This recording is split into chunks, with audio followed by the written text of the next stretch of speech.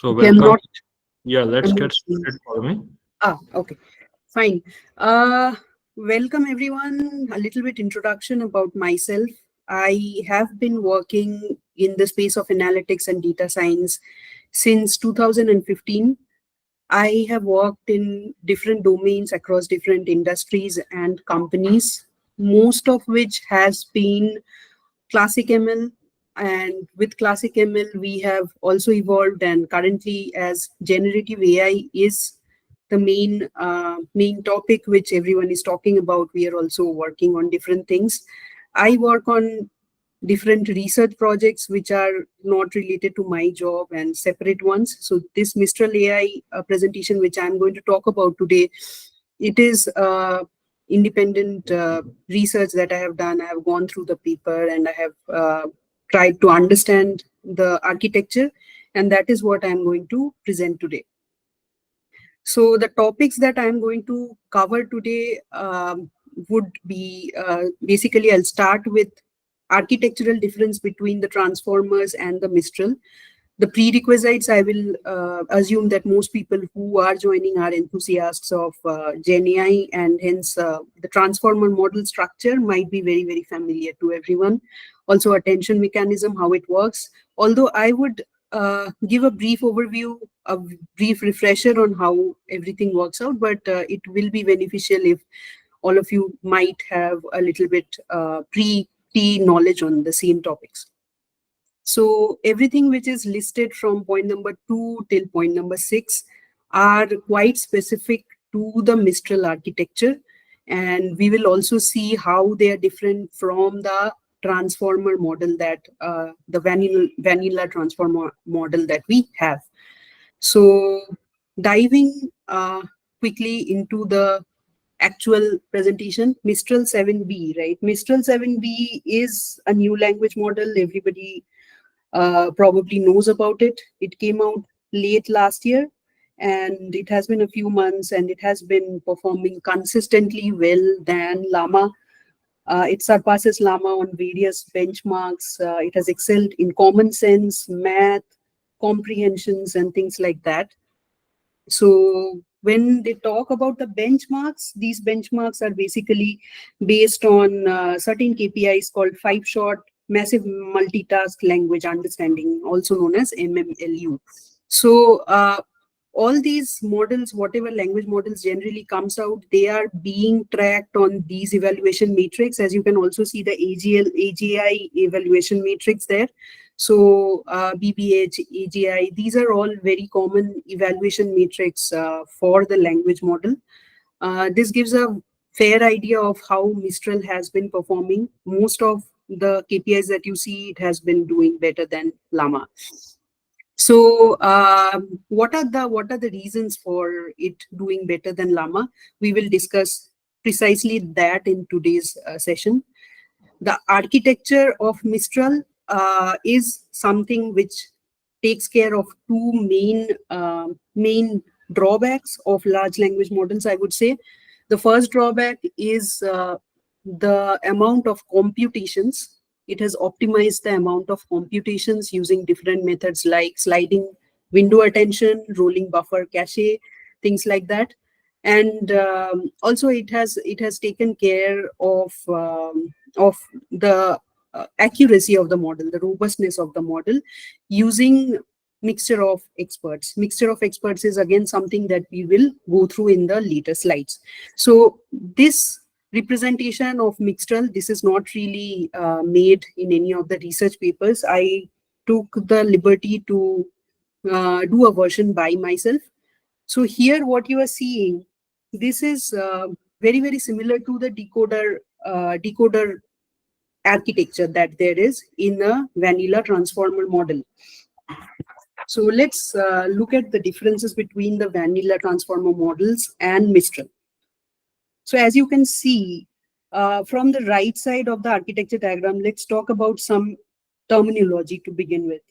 When you're looking at a model, you have many encoder models followed by the softmax layer. So this part of the screen that you're seeing, this I'm calling it an encoder model. because we see when we compare it to the encoder part of the transformer, this is very similar to an encoder model. So the dotted line here with NX, it shows that there are many layers of these of the encoder model. This is followed by a linear layer and then a softmax layer.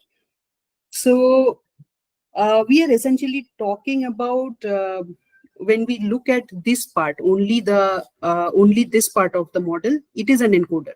However, when we look at the whole architecture diagram of Mistral, we are essentially talking about the decoder part of it. So basically, Mistral, as I have said here, it is a decoder-only model. So we can call it a decoder-only model, and there are many similar models to Mistral. For example, Llama also, it is also a decoder-only model.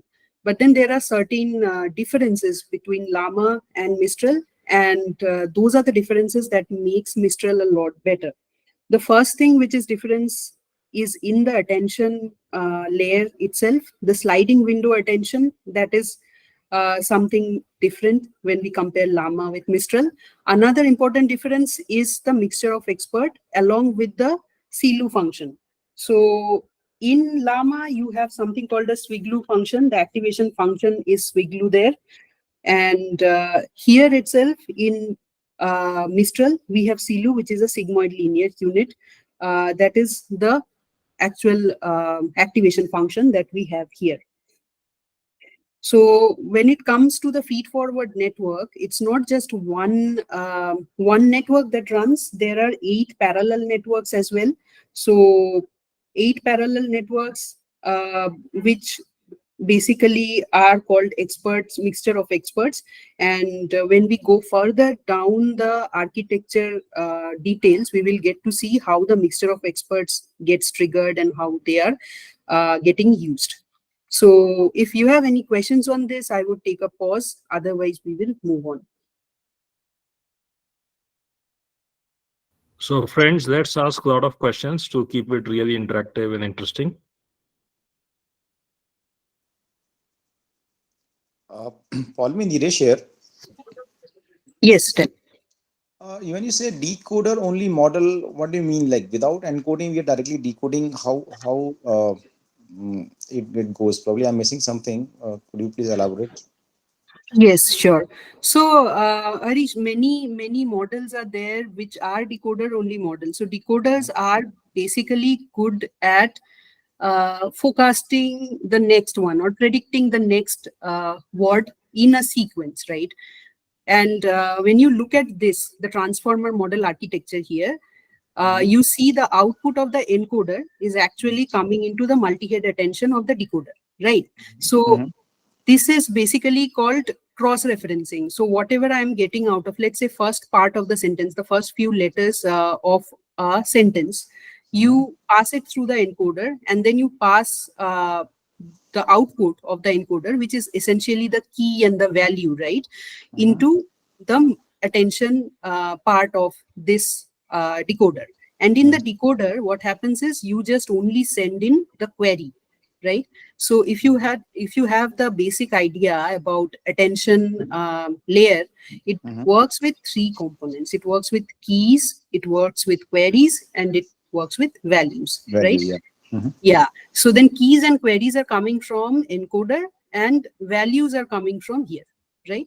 So once that is set, that is how your vanilla transformer works. However, when it comes to only decoder model, your key, query, and value, you see all 3 of these, you are passing it from here. You're embedding everything, normalizing everything, and then you're passing it from here itself, right? And as I get more into the architecture details and everything, you will get to see that the key, query, and value, they're essentially the copy of the same thing, right? So what we are trying to do, I will talk more about masking and stuff later. We are trying to do is we are trying to predict or forecast the next set of words, right, using the previous words. It is an auto-regressive kind of training, right? So we don't really need an encoder here. It's not a translation kind of job. it is basically a generation kind of job, right? Okay. So if you think about models like BERT, that is also a decoder-only model. Okay. Okay. I think you'll get more idea when I move on to the next pieces. Yeah. Yeah. Sure. Okay, so the next part is basically going to be talking about sliding window attention. But before that, let me talk a little bit about self-attention as a refresher. Because as Harish was asking the question, it is very important that we get a refresher on this. So basic self-attention, how it works, it basically allows us to create a relationship between the words, right? The self-attention, in layman term, it allows you to relate the tokens or the words in the same document with each other. That is what it does. Now, if you look at the sentence that I have on the screen, that is the cat is on a chair, right? It's a very simple sentence. There are 6 words to it. Now, what it does when you think about a self-attention, a very, very basic self-attention, let's assume single-headed self-attention, right? You are going to create some kind of relationship between these words, between the 6 words, so that your model understands how they are related to each other. This very familiar equation that you are seeing on the screen, this is the equation of the attention calculation. How is attention getting calculated, right? So we talked about keys, queries, and values. That is Q, K, and V.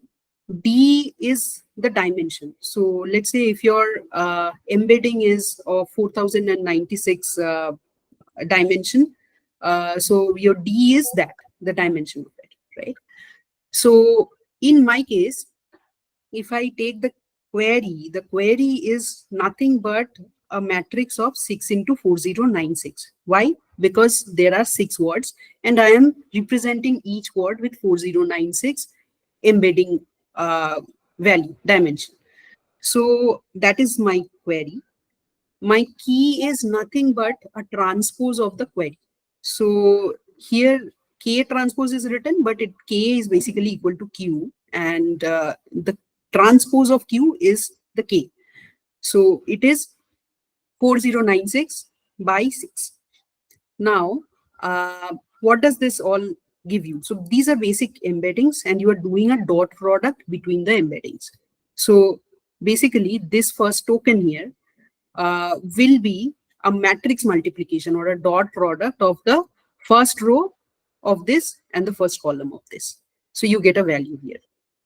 So when you look at this token, that is cat and this is giving me the dot product of these 2 tokens at this location.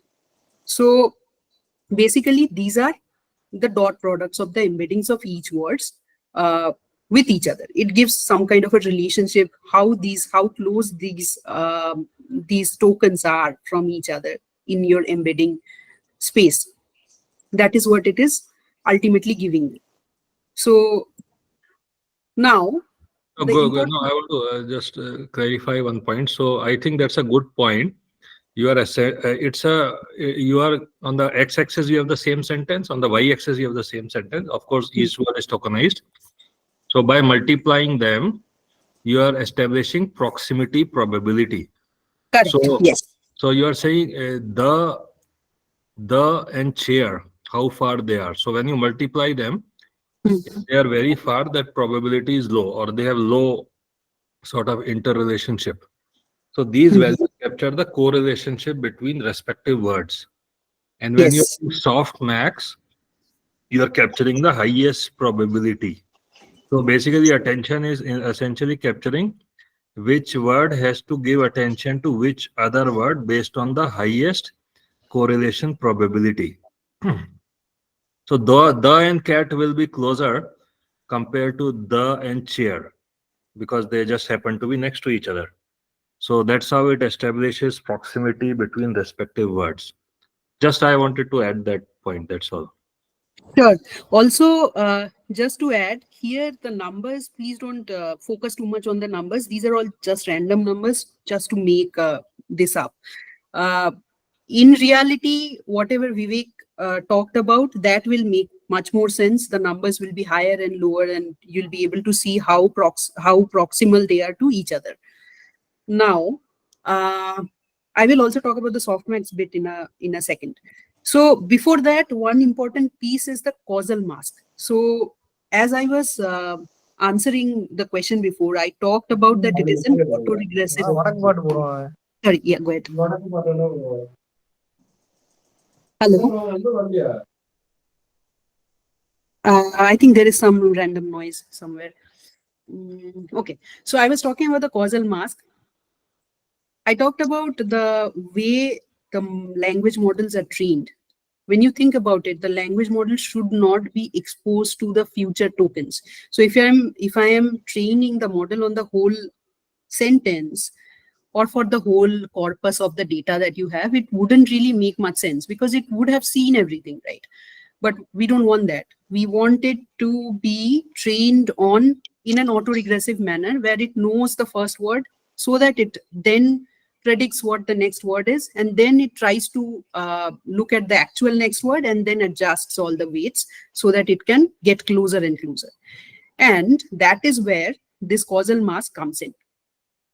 So what we are doing here is we are just masking all the tokens which are coming in the future. So it is applied so that the future tokens are not really visible to the model. And how can we actually make it invisible? That is the question now. So in the previous step, when you have seen that we have done dot product of everything, right? But here in the masking piece, what we are going to do is we are going to replace it with minus infinity.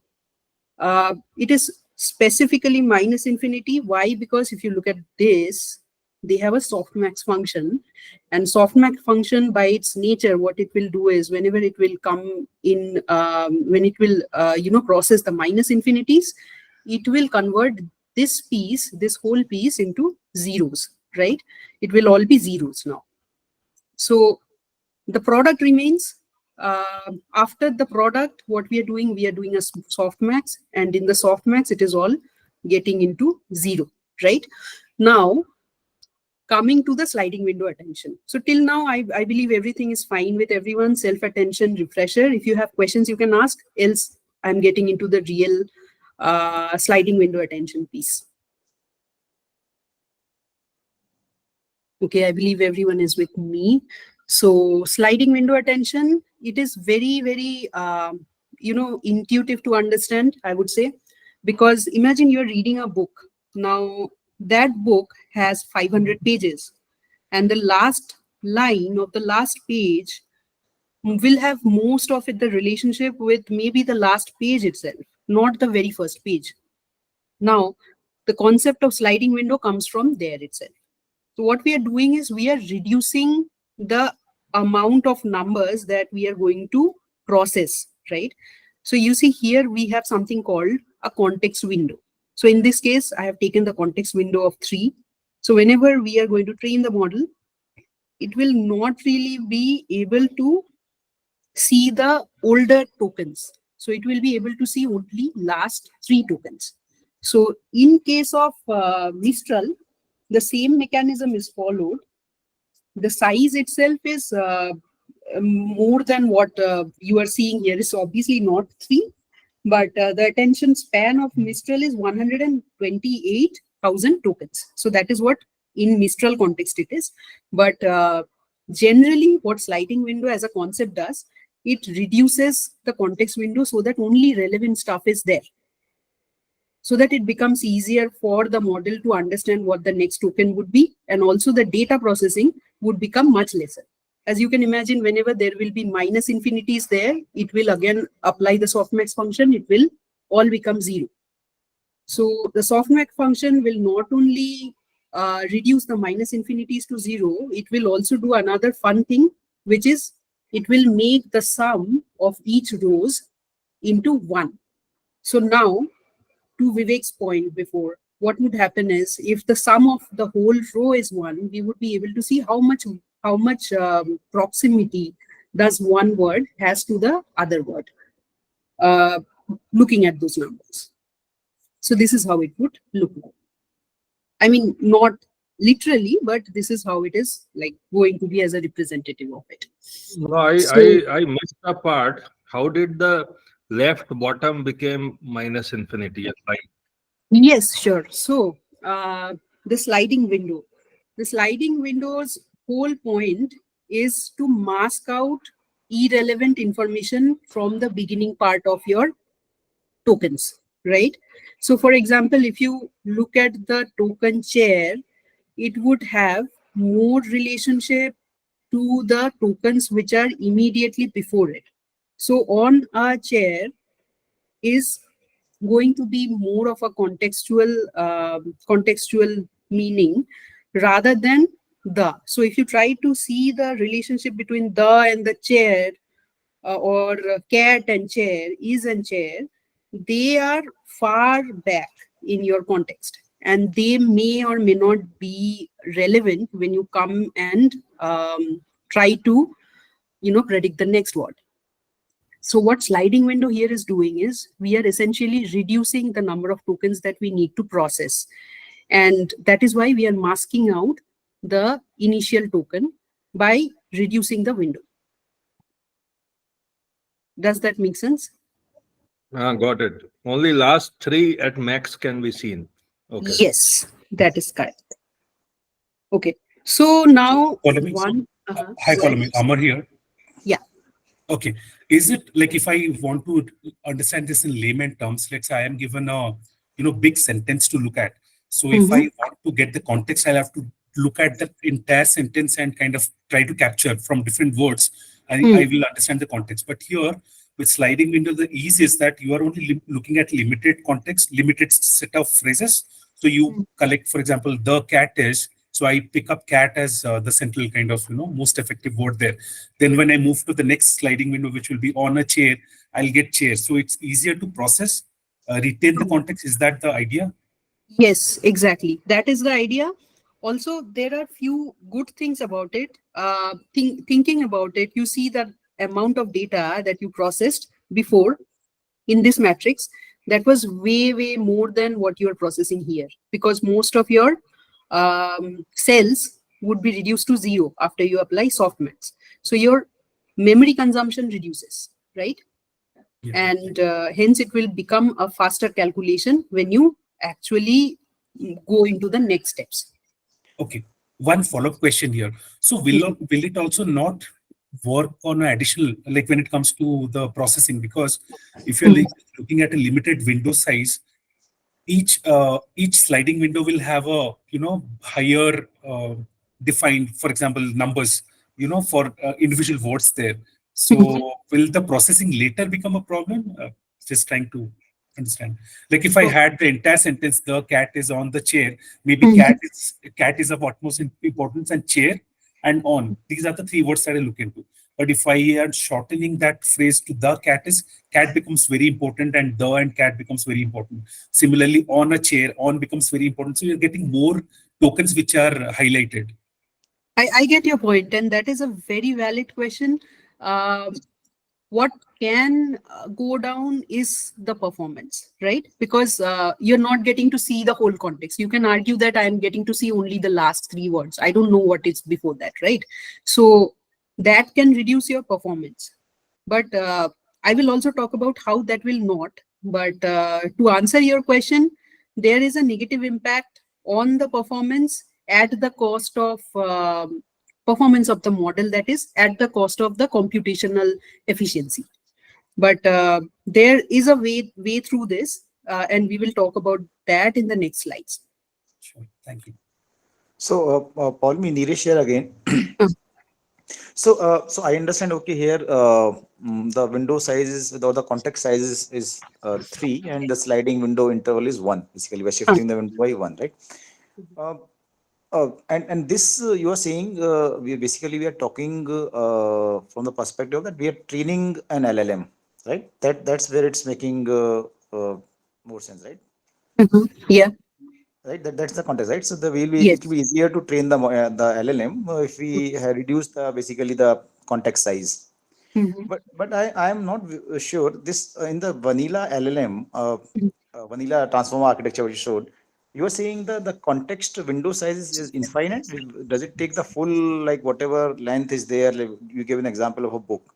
Will it take from the first page to the last page when we are on the last sentence of the page? Is it like that? So if you're talking about a decoder architecture, a normal decoder architecture, it will so let's say BERT, right? So every model would have a context size, right? A context size will be like fixed for a model, right? So Yeah. even though it will not take the whole book, it will still have a fixed context size, right?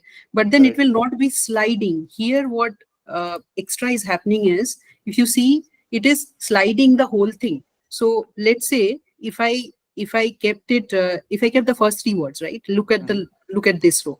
So in case of some other model, what could have happened that, let's say if, for example, hypothetically 100 is my size, context size, right? Okay. Now it will always take 100 before that, right? But then it's not really going by any logic. Here you are sliding the whole window. So even when There also, how we make input and the label pairs, basically, input output pairs, like, so there will be n words before, then the next n plus one is the label, right? And then yes, next n word becomes the input, and the n plus one, what is the label? So that's also sliding of the n, like of n size, right? That's how we right, are. right. Yes, here I'm understanding three words are the input, and the fourth word is the Uh, prediction. yes, Both are but same. So, it is same to that extent, but then I would say that it is getting the most recent words which are there, that is only taken into context, and that is why it is becoming more and more relevant. And if they are reducing it, so for example 128,000, right? 128,000 is, if you look at the number of parameters that there are, or the amount of data that it is trained on, 128,000 is actually quite less compared to that. So it is getting the very recent context to train upon. okay. So you're saying the power is coming because of the more of a decoder kind of architecture, and we are able to do with the less number of words as context.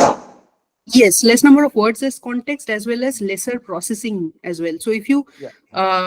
if you see, the main advantage here is because you're reducing the data, your memory space will not be occupied as much when you compare it to the vanilla networks. So Yeah. that Makes is that is the sense. main advantage of it. Yeah. Okay. Yeah. Got it. Okay, so this is what will eventually end up happening.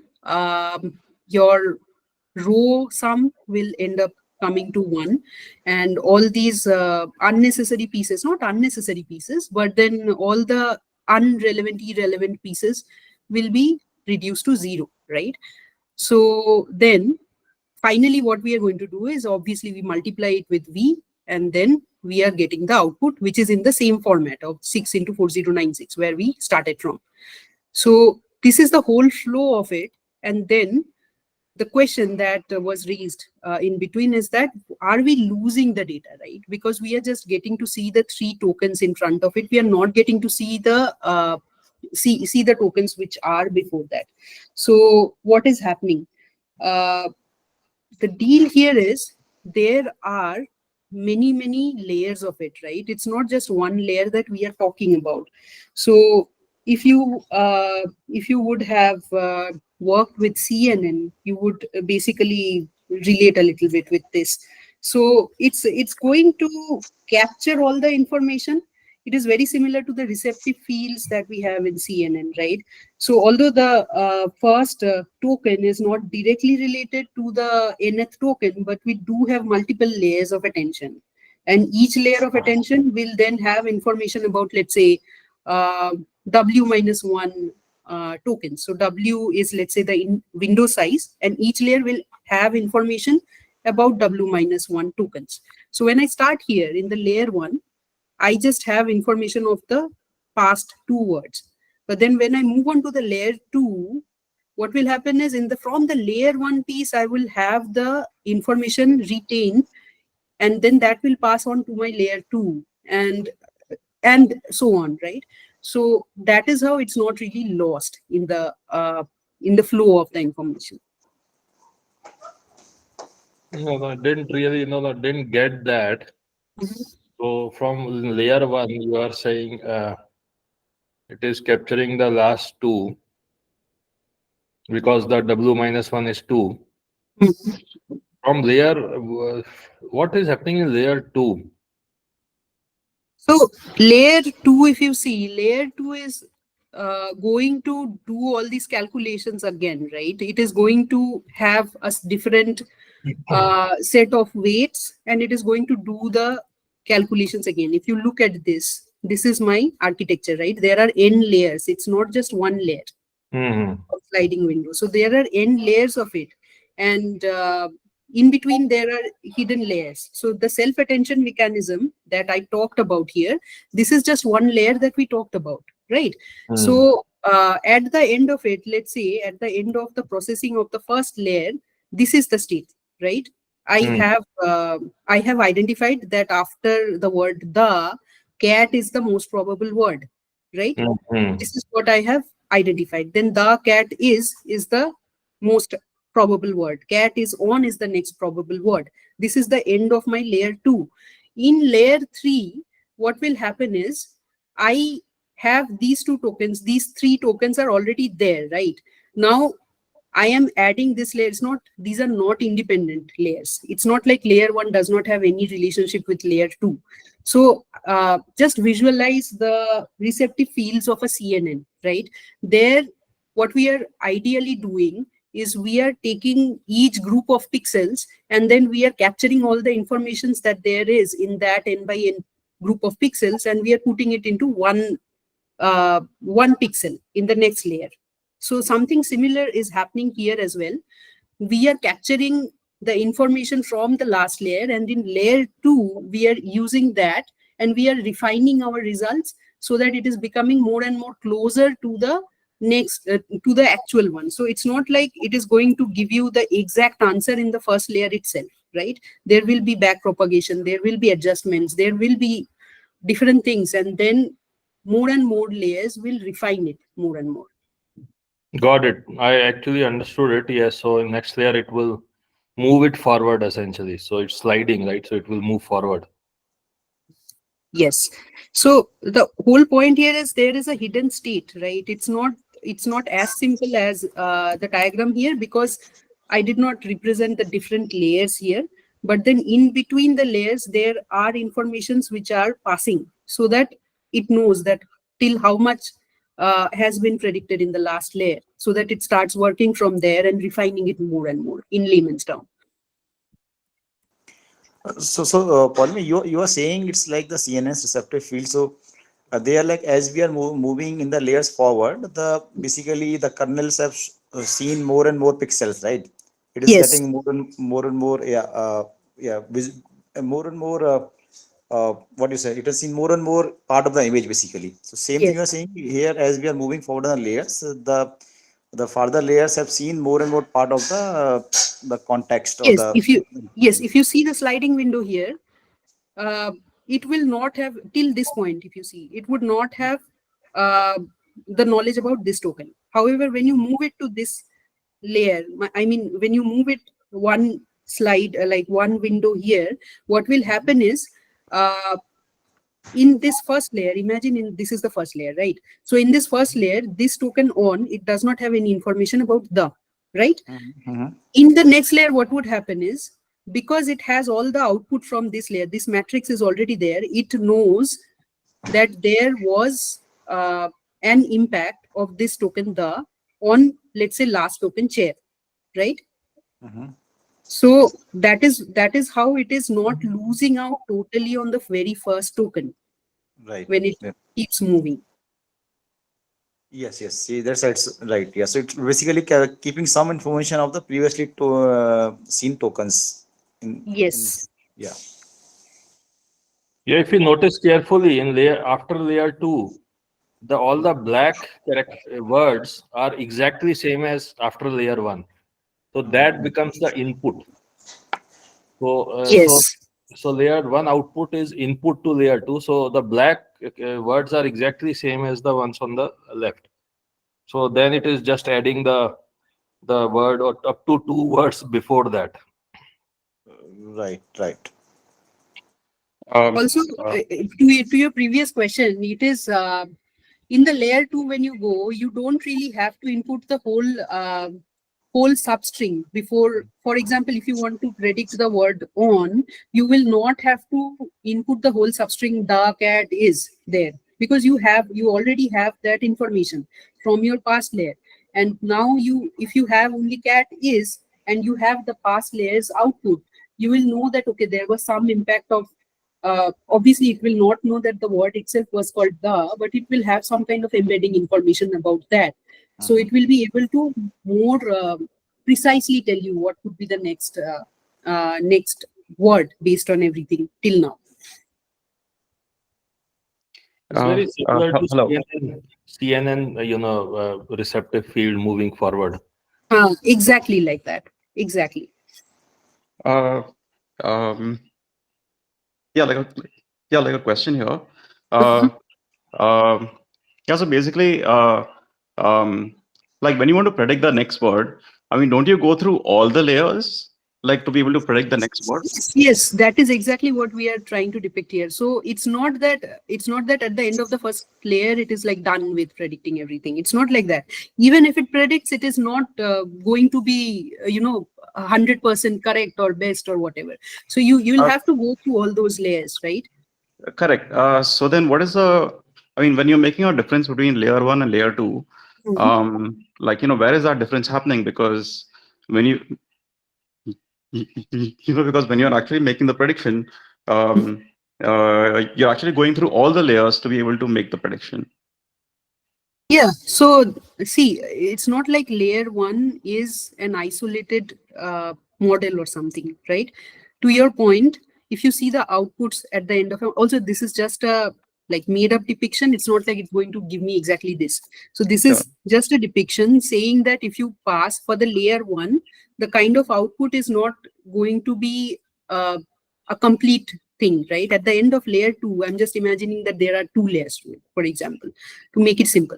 So you see that at the end of layer 2, I am able to generate on a chair, like till the end of this sentence, I'm able to generate. However, at the end of layer 1, I was able to generate half of the sentence because I only had visibility of last 3 tokens, right? I just knew, wait a minute, the last 3 tokens of the sentence. No, I mean, don't you pass the last 3 tokens to the layer, I mean, to like all the layers? Yeah, so that is sliding, right? So if you see the first step, again, this is just one layer. In the first step, you are your context window size is lesser than equal to 3. So you start with 1 token here because you're trying to predict the next one. It is a decoder-only architecture. Well, you predicted the next one, then you passed 2 of these tokens to the next, and you predicted is, right?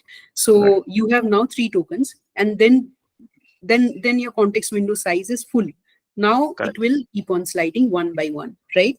Now at the end of the layer 1, what you get to see here is that this token, right, chair is getting predicted here based on these 2 tokens, right? So this is a partial sentence. This is not your whole sentence, right? This is not going to give you information about what was there in the previous. Imagine a big chunk of data, maybe a paragraph. In that case, it's not sufficient to have the output of the layer 1 because layer 1 is a partial thing that you have. So unless you go through all the layers, it will not be generating the whole picture. And then multiple times, obviously, you'll have to go through them, adjust the weights, and do whatever you do in a neural network. Okay. So when you say that this information is stored, like are you talking about the weights of the model? Of course. I mean, So this matrix is also there, right? This is inference. I think this is inference pipeline, Poulami, right? So it's both. So it could be training as well as inference. So because he or she is passing a sentence, the cat is whatever, right? Correct. So cat is sitting on the chair. So this is inference pipeline. Yes. No, this is also how you're trained, right? So it could be either. No, see, when you start training it, right? I'm just talking about the training piece right now. So if you're trying to train it, then the main difference, like why is it better than Llama? If somebody asks you why is Mistral better than Llama, the answer lies in all these technicalities which are there in the architecture, right? The way you train it. So the sliding window piece, it comes into training as well. So when you are training it, you are reducing the data, you are keeping the context tight, and those are the reasons that it is able to perform better on all those matrices. Okay. I'm actually still slightly unclear, because basically when you do training, you would be passing a batch of sentences, right? Mhm. And normally once you make a prediction for the entire batch, Yes. uh, then you would basically Back propagate. propagate the gradients back. Yeah. So Yes. now in this sliding window mechanism, are you saying that that only the partial sentences? I mean, we are basically doing partial sentences, and then for each sentence, is it storing some context? I'm sorry, like it's not No, clear.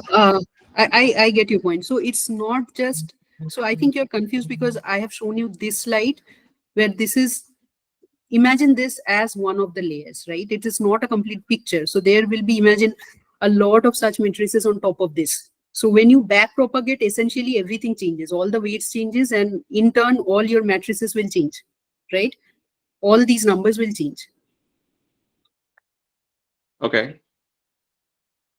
So it's just one layer that I'm going through for keeping it simple, because I started with self-attention refresher where it's just one layer that I talked about. But essentially, in any encoder, decoder, or just decoder models, you definitely have multiple models there, right? Okay. So I'll take a pause if any other questions are there, else we'll move on. Yeah, I suspect, I'm not sure, Mistral or any of these companies will not provide the full training pipeline architecture, because they want us to use their ready-made model to do inference only. So they will only publish the inference, pipeline. The training pipeline could be somewhat similar or may have more variations, but they have no need to publish that to the public. I mean, I'm just guessing that. I know this Mistral and Llama are open source models. I think the training pipeline may have more stuff which we don't know. There could be also. This is from the paper, the Mistral paper that was there, and also all the materials that I found online.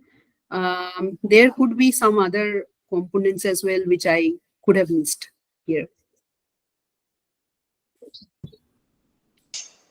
Is it available on Hugging Face to try, Poulami? Yes, it is there. I'll also show you at the end of it. I have tried it. You can also give it a try. Okay, Sure.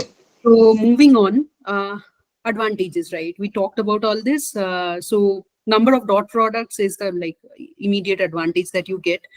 Degradation of performance of the model, right? The thing that we all talked about, that in different layers, we're not going to see all the tokens in all the layers. So there might be some amount of degradation, but because the data is not getting lost, because different layers are there, so it's not really degrading a lot, right? It is focusing mostly on the local context depending on the window size, and that's why your prediction of the next word becomes a lot more effective than looking at the whole context, right? So what else? I think we have covered everything. Okay, so moving on, right? We also have group query attention in today's agenda, and before we go into that, I will talk about something else. So GPUs, the problem with them is that they're very fast these days. The computation is actually faster than the memory bandwidth, right? So this screenshot that you're seeing is from one of the NVIDIA um, tensor core that I had. Uh, Here, what is happening, the bottleneck, it's not about the number of computations. It can be, but it's mostly about how fast we are computing versus what is the memory size, it is computing very fast, then it doesn't have any, memory space to store it because it's not free enough, right? So there are basically two ways to optimize this thing. Either you optimize the number of operations, right? You create the number of operations, lesser number of operations, only the relevant operations. Or another thing can be done, which is you can minimize the memory access transfers. So if you are using some kind of cache somewhere, that could be of some help. So why I am talking about all this is just to introduce you to something called group query attention. I'm sure most of you would already know about it, but I'll also again give a refresher about this multi-head attentions, right? So why is it a problem, memory space problem when you go into a multi-head attention? So quick thing, query, key, and value. There are n ways, and this is how your multi-head attention diagram looks like, right? Paul, You have, go sorry ahead. to interrupt. When you say memory problem, which memories? Is it the RAM, where everything is loaded, or the GPU memory?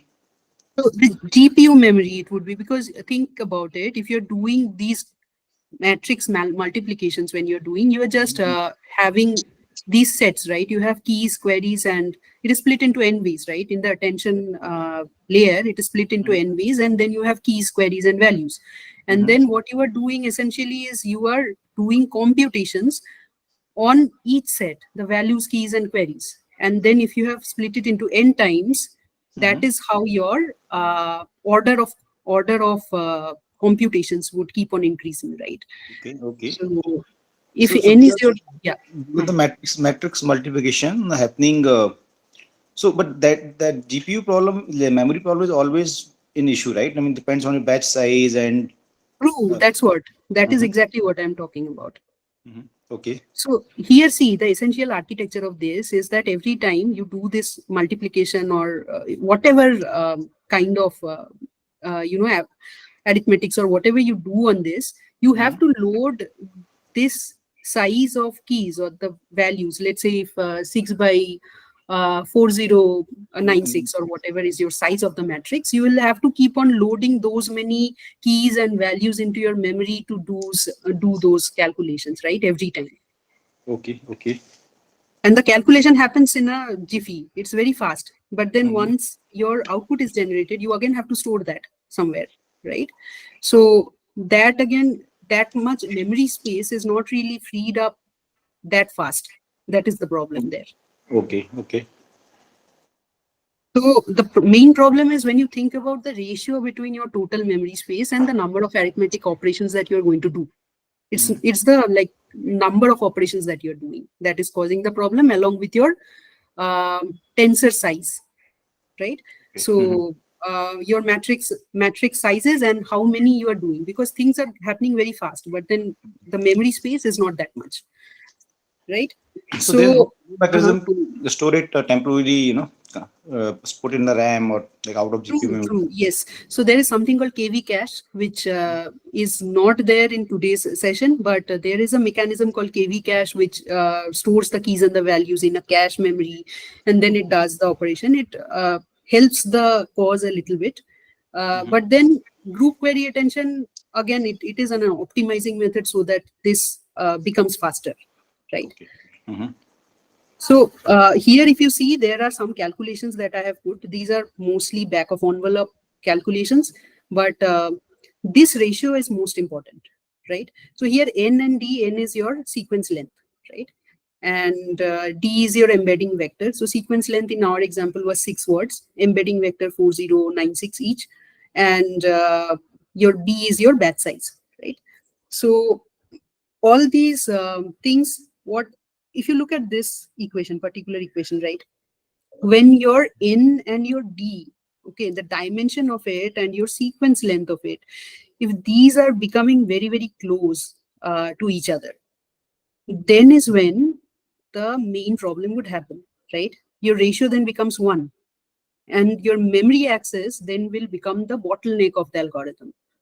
So if you talk in sense of inferences as well, not even training, just inferences, if you talk about, if you want to predict the next word for a very long sequence, even with sliding window attention, still what can happen is your length, sequence length might be very close to your embedding vector size. And we all know that embedding vector size will have a particular, you can reduce it to some extent, but then you will be bound by it, right? So otherwise, if you keep on changing it, it will not really make much sense. It has to be semantically meaningful when you are chunking it and then embedding it. So what will happen is it will end up becoming a bottleneck if your sequence is very, very long. So because of the obvious reasons of loading those into memory and then doing all those calculations, right? That is the problem with multi-head attentions. Now there is a solution to this. The solution is called multi-query, right? So multi-query, what happens here is basically we are keeping the keys and the values. We are not splitting the keys and the values. We are just splitting the queries. So here there is a advantage when it comes to memory space, but it will also impact your performance for obvious reasons, right? Because if you have different heads, if you're splitting it, then it is looking at different aspects of your sentence, right? Or your document or whatever. But then when you're not splitting the key and the value, then it becomes a little less, little less in your performance. But then one good thing is you're reducing your expensive term, which was n by d. You're reducing it, and you're reducing it by a factor of almost. You're reducing it by the factor of the dimension, right? Age is the dimension. You're reducing it by the factor of that. So performance gains are more important. I mean, the computational performance gain is more important, or model performance gain is more important. It is going to be the question here when you're trying to address this issue. So now comes grouped query attention. This is in between the two extremes. This basically is a technique where you are splitting the keys and the values, but you're not splitting it by n ways. So you're grouping these queries. You're splitting the queries by n groups, and then these n queries are then allocated the key and the value groups. The key and the value groups are lesser than the query groups, right? So if you see, there is a loss in quality here in multi-query attention. This one is a compromise in between these two, right? So in Mistral, what they do is there are like 32 query heads and 8 key heads that they have. Basically, key and the value heads, eight of them are there. So that is what I have gathered from all the research papers and whatever there is on the internet, right? So here, basically, this is a trade-off. This will speed up your calculations because obviously the memory will be required less, and your all the arithmetic operations or whatever is happening, that happens very fast there. So fine. So before moving on to the next part, I'll take a pause if you have any questions.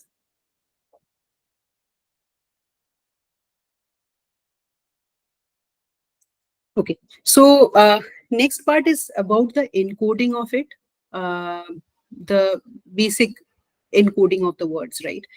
So here, byte-pair encoding is something very, I think it is quite familiar. It has been used in Llama as well. So byte-pair encoding, what happens is that it was essentially in the very beginning, it was used for compressing text. That was the main use of it. So for example, if you're seeing the second line here, so if you have similar patterns, it would repeating similar patterns, like AA is a similar pattern here repeating, it will replace it by a common token like Z. Okay, so this is just an example. Now, after getting these compression facilities, what else can it do, right? So think of made up words. I remember once I was working in an NLP project from a retail client, and then they had some product descriptions which were actually entered by the people. So instead of writing packet, P-A-C-K-E-T, packet, they would just write things like P-A-K-T, packet, right? Those are like a small, quick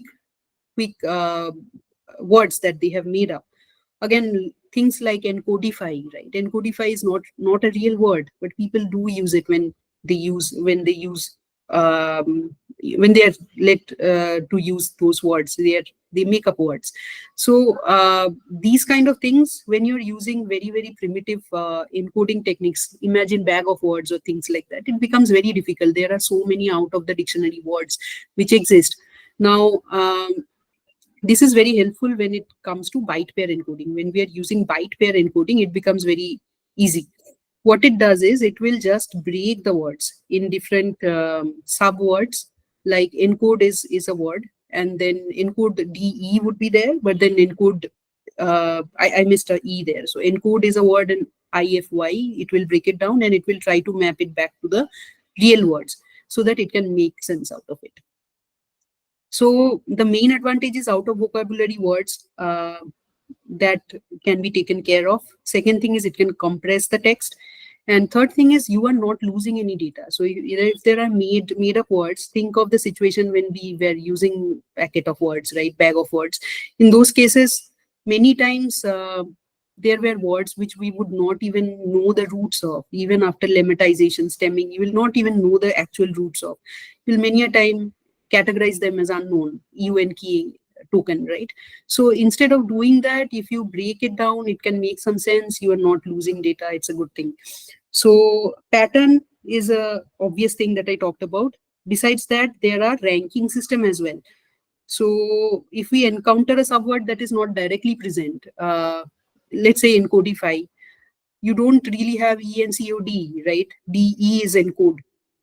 So you are like splitting it into 2 bytes, and then you are trying to see what kind of ranks there can be. We split the word into 2 bytes and then merge it according to the rank order.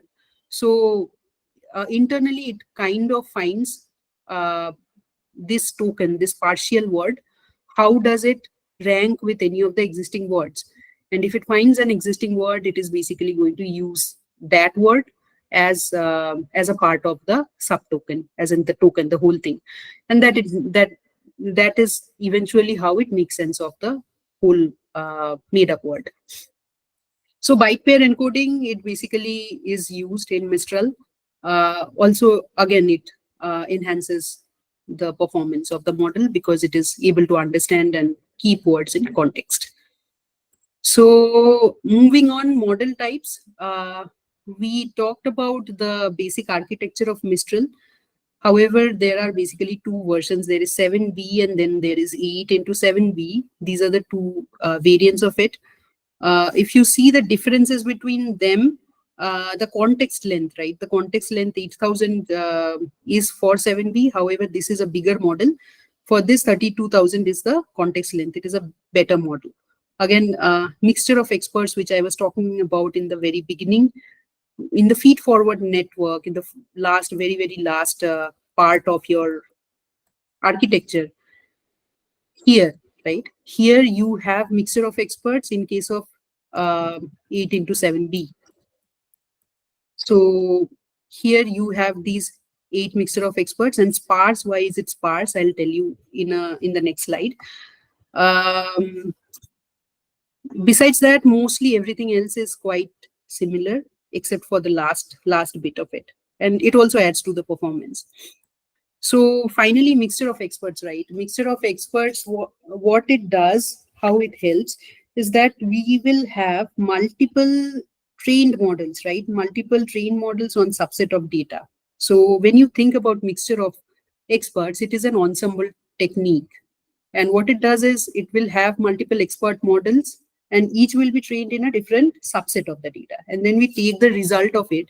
The results are basically combined. They are combined. They're not. It's not a boosting kind of mechanism. It's basically combined by weighted averages, and then finally you produce one output out of it, right?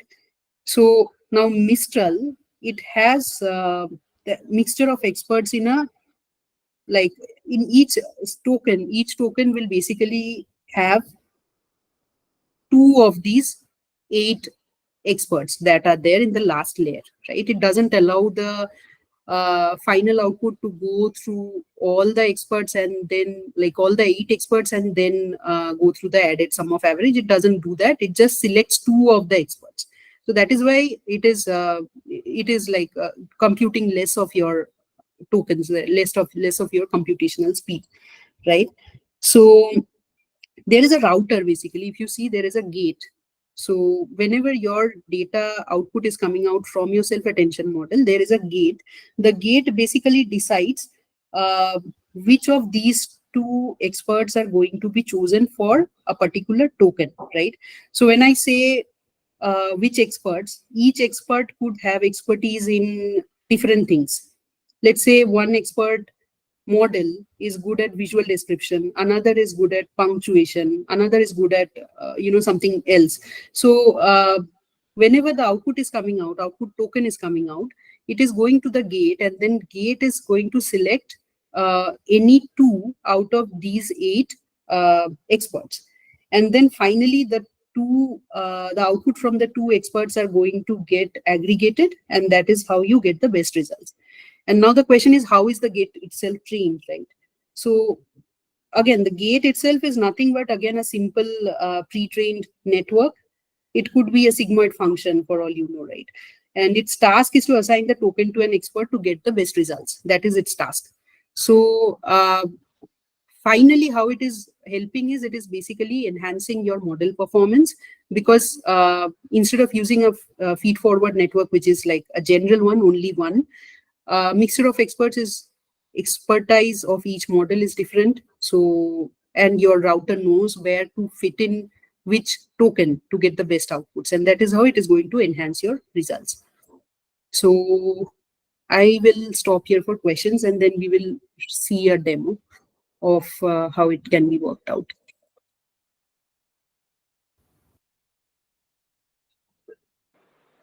Hi, a question on the attention, multi-headed, and what you have here, the group, which is widely used, and where is it headed? What direction, and what are people looking at in terms of trade-offs? So multi-headed, when you say, are you talking about the sliding window attention or vanilla? Multi-headed attention, and you have the other group one. Group query you're talking Group about. query, Right? and just the multi-query, yeah. Okay. So see, if you are trying to save on computational costs with some compromise in your quality, right?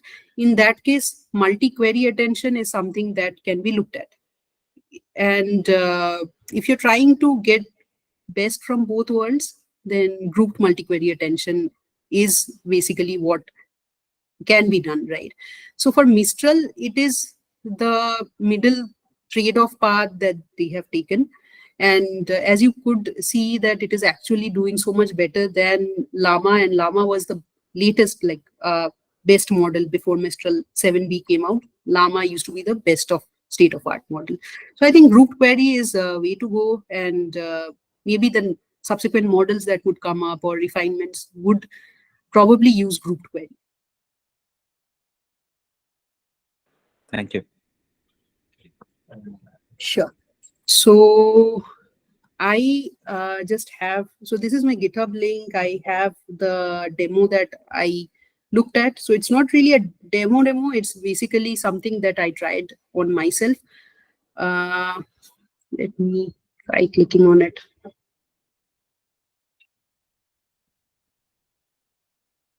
So I have it open in my visual code so that I can directly show you from here. You can also fork it from the repo that I have there, right? And I remember somebody asked me if there is Hugging Face has it or not, and how we can actually use it. Is my notebook visible? Yes. Okay, cool. So yes, it is available in Hugging Face, and you can git clone it from there. Basically, you can't run it on local. I mean, I did not try running it on local. I have a Colab notebook which I have run, and basically, it's going to need a GPU for your inferences.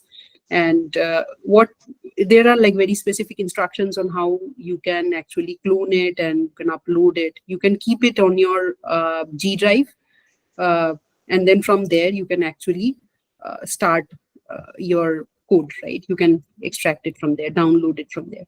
So another way is to directly like get it, like download the model directly to the Collab workspace. That can also be done.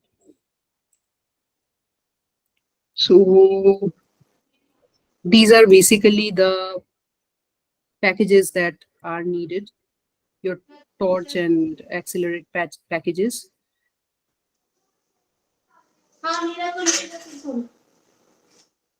Then finally, this is how your import statement would get your model, the auto model for causal LM. And I've stored it here. I've taken out my tokenizer and model.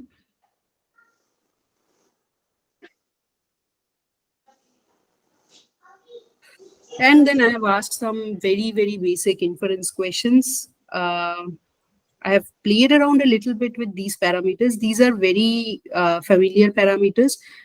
The top P, top K, the temperature, repetition penalty is something which was interesting to me. I think the results that it is generating, I did not really compare it with other models like Gemini or anything, but it looks quite satisfactory for me. I think my own notebook is actually there. You can actually fork it and try a few things on yourself. Few questions that I have asked. This looks quite satisfactory to me.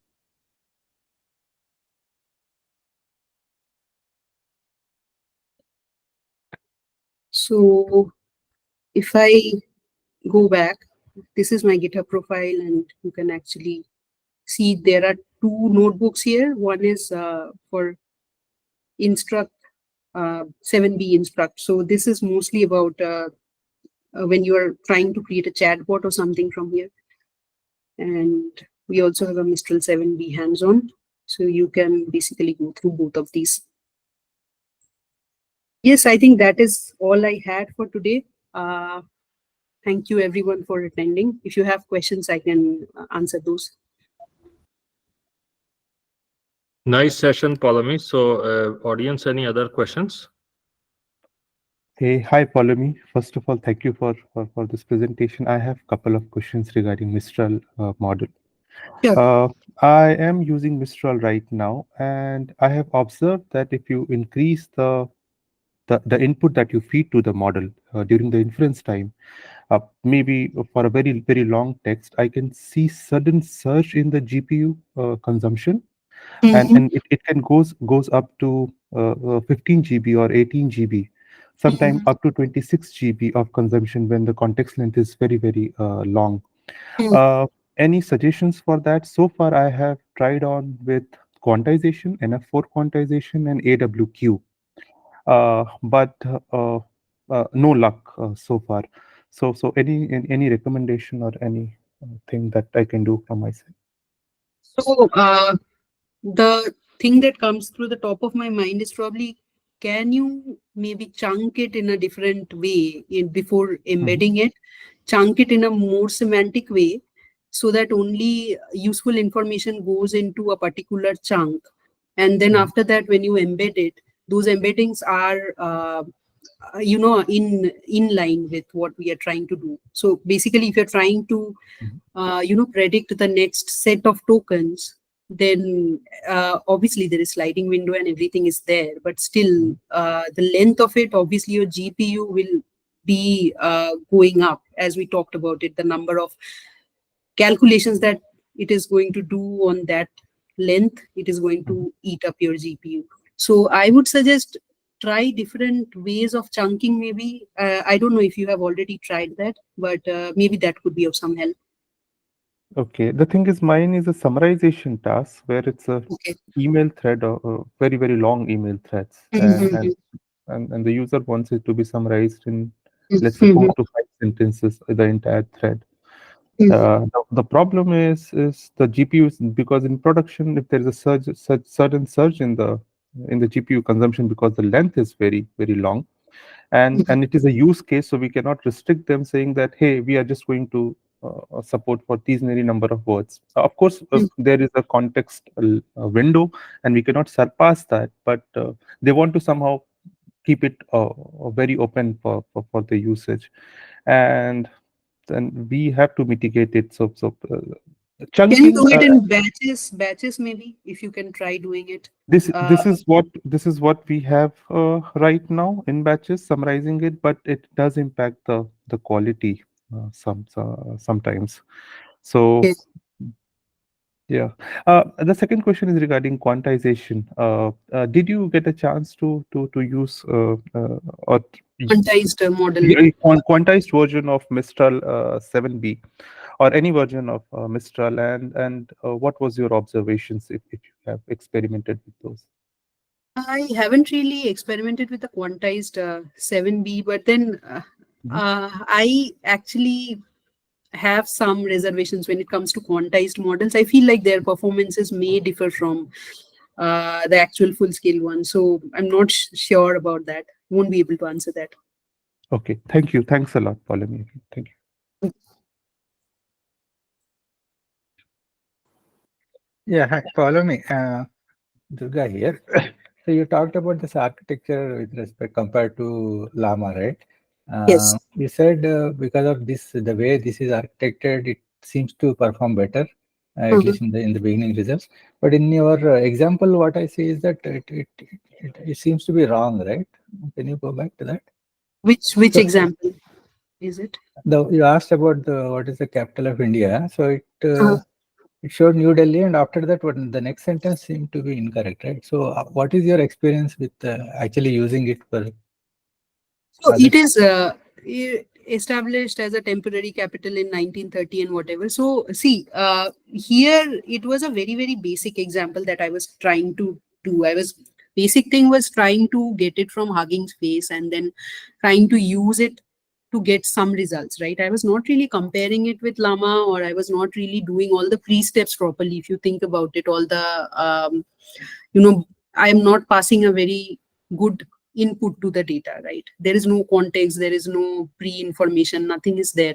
So I think if I compared it and I did it properly, then I would be able to answer this question better. But that is a good scope to work. Maybe we can compare Llama with different versions of Mistral. That can be done. Okay. No, what I am saying is, see, the part after that, right? It said after India got independence in, what is that, 1840 something, it is saying. So what I meant is like that model, whatever it is there, the other basic model seems to give much better results, right? I mean, it's only one example, so it looked like that. So for me, it Okay. looked like it is not really that better. That's what. Okay. So I did not really pay much heed to the answers that it was giving. For me, the main idea was to use it, get it from Hugging Face, and at least get my hands dirty on it. So quality wise, if we started comparing, then probably we will have to put in more effort into, the code itself. So Yeah, that okay. I can try doing. Okay. Yeah, thank you. Okay, any other questions, folks? Okay, thank you for joining. Thanks a lot, Poulami. Excellent session. Let's Thank you. continue this set of webinars from you. Thank you. Thanks, Hi, everyone. Vivek. Just one question for you. Is there any planned session for on PEFT and fine-tuning Mistral Llama 2 on custom data sets? On Mistral fine-tuning, we don't have, but we have done some fine-tuning webinar before.